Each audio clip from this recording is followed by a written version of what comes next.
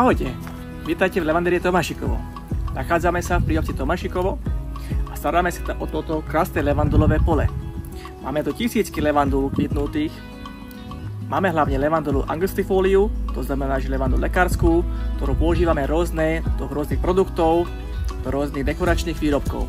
Fungujeme už 8 rokov a stále naše levandulky sú krajšie a väčšie.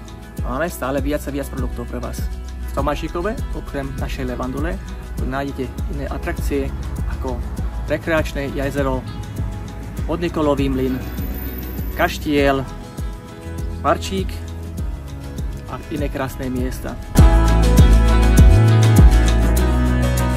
Naša sezóna, teda kvitnutie, síce trvá iba 4 týždne, ale navštívia nás stovky ľudí, tisícky ľudí, ktorí sem prídu odfotiť sa, kúpiť si výrobky, robiť si prechádzku medzi riadkami a prísť za relax. Ak nás navštívite priamo v sezóne tu na mieste, tak môžete vyskúšať naše produkty, čo máme.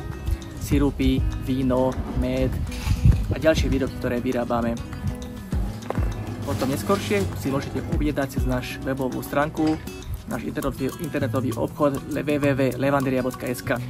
Pestujeme hlavne levandulu lekárskú, iným názvom angustifoliu, alebo francúzsku levandulu. Tu hlavne používame na gastronomické účely, z toho tvaríme sirupy a ďalšie gastrovýrobky. Ale ako na ukážku máme aj levandulu hybridnú, teda anglickú, tá sa používa ako na dekoračné účely. A takýto rozdiel medzi nimi. Samozrejme máte možnosť aj na samozbe.